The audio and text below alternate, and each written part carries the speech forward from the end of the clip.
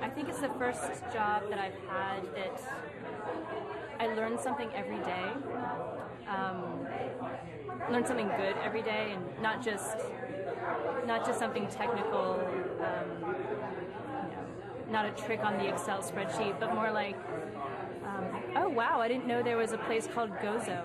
I think everyone who works here is kind of geared towards just finding out more about the world and helping other people do that. So it's got all the excitement of working for a multinational, but without any of the, I suppose, the drag, the complexity of the bureaucracy, and so it's a very exciting environment.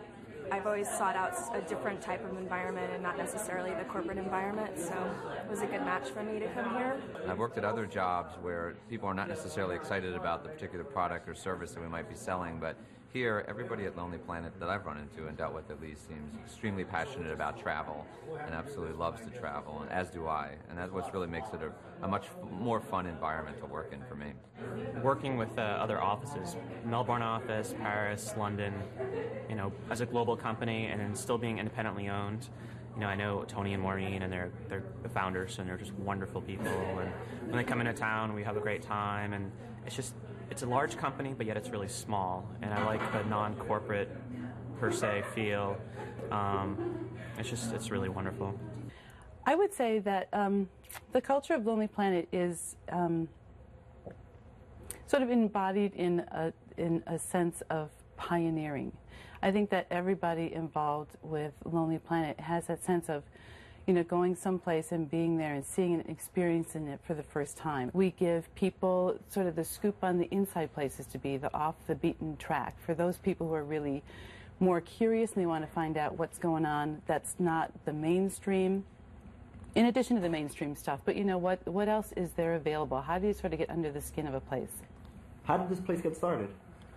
Lonely Planet got started with Tony and Maureen Wheeler. They were a newlywed couple and very adventure-seeking folks, and they wanted to travel. Tony and Maureen didn't really start out to do a publishing company. They started out, they just wanted to fund their next trip. They wanted to keep traveling. That was their goal, and I think continues pretty much to be. I mean, the business is, the business, and it's taken on a life of its own, but really the passion of that sense of adventure is what Tony and Maureen are all about, and that's how Lonely Planet really got started. And I did what you suggested. I found out what their culture was like, and I also found out how they're constantly responding to their competitors, customers, and to what's going on in the world. Ready to get started? Yeah. Okay. So all of you know that Robin is here today to talk to us about BEA. Robin and I were there in early June, and thanks for coming, Robin. And I reported to you all when I got back about my observations from a publishing perspective, but we both thought actually that it would be useful for our publishing staff to hear from Robin on a more of a sales and marketing scale. Sure. BEA was phenomenal this year for us, and I say that in contrast to sort of what it was like last year. Our booth was pretty boring. People came up, they kind of looked around, but they didn't walk away with an impression of Lonely Planet.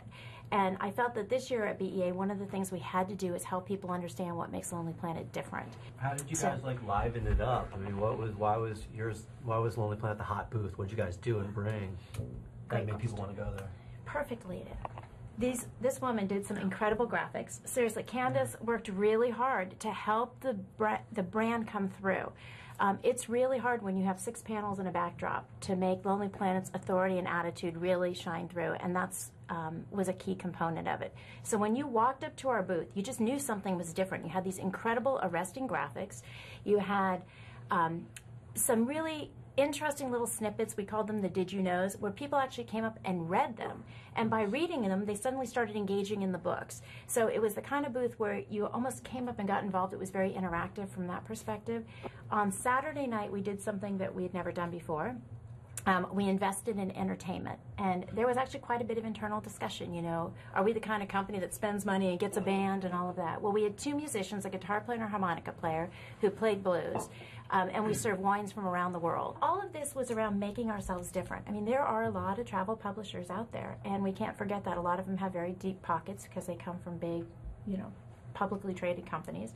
And we had to do something different and do it in a Lonely Planet way. And I think it's a sense that something is happening. And I think one of the booksellers said it best. And they said, you know, for years and years, Lonely Planet whispered.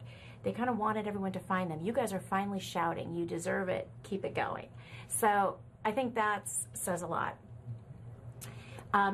And then just national parks and road trips, I want to comment on this because it's got a lot of attention, and I know Kathleen and Candace have put their heart and soul into these books. The response is really, really positive. I think everybody has really identified the trend that people are not just going overseas. I mean, people know Lonely Planet for when you're going to get on an airplane, you take the book with you, but it's those weekend escapers, and it's certainly an audience that we've identified we want to try and reach. So if you look at our consumer segmentation, they're actually identified on there as midlife escapers. There's no doubt Hudson River Valley and the New England books just got great response. But also like Barbecue and Blues, I cannot tell you how many people are excited for that book. And everyone says, I want to take that trip. I'm doing it. Can I ask you a question, Robin? Did anybody, or did you hear any sort of general trends about what people might want next in terms of road trips or national parks? Is anybody itching for any certain part of the country or route or park? They're like, oh, we really need this. Yeah. Well, several years ago, Lonely Planet decided that one of its initiatives was to expand the market share in the U.S. And they really looked at travel trends to find out what kind of products Americans were looking for that we weren't currently providing.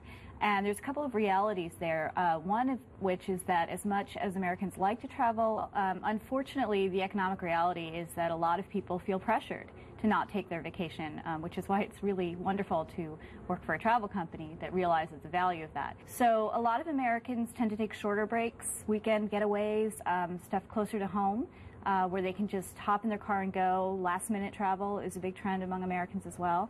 And so we try to find a way to address that, and the road trip series really came out of that as a way to come up with weekend break ideas, places that people travel in their cars. Americans love their cars, they love the open road, and there's a lot of pride about the natural beauty of the country, and that's a good way for people to take short trips and yet still get away.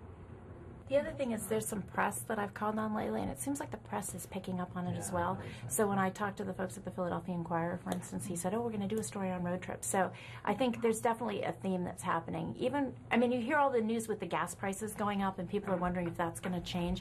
But you know what? It's still a lot cheaper to jump in your car and fill it with a $40 tank of gas than to get an airplane ticket. So I think we're still going to see a lot of traffic, and that's certainly what.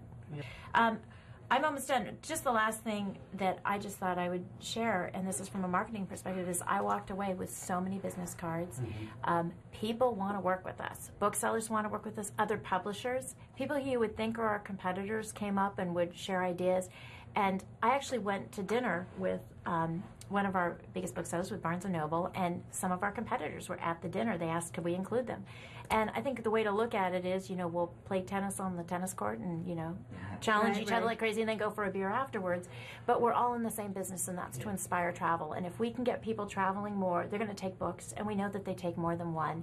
So it's to all of our benefit to sort of work together.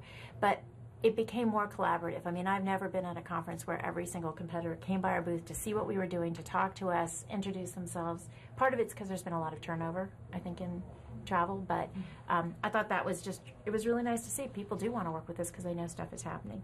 Yeah, as you guys know, one of my key objectives at BEA was to spend time with the competition, to go around to booths, kind of do what Robin was doing, but I had a lot of really productive conversations with mostly sales and marketing and publicity people that work for the main competitors, and it really makes you feel like you're part of something much bigger when you interact with, you know, it's not just, I've said this to you before, but it's not just, you know, the competition, and now has a human face, and I met some great people, some partly at events, partly at the expo itself, and we really are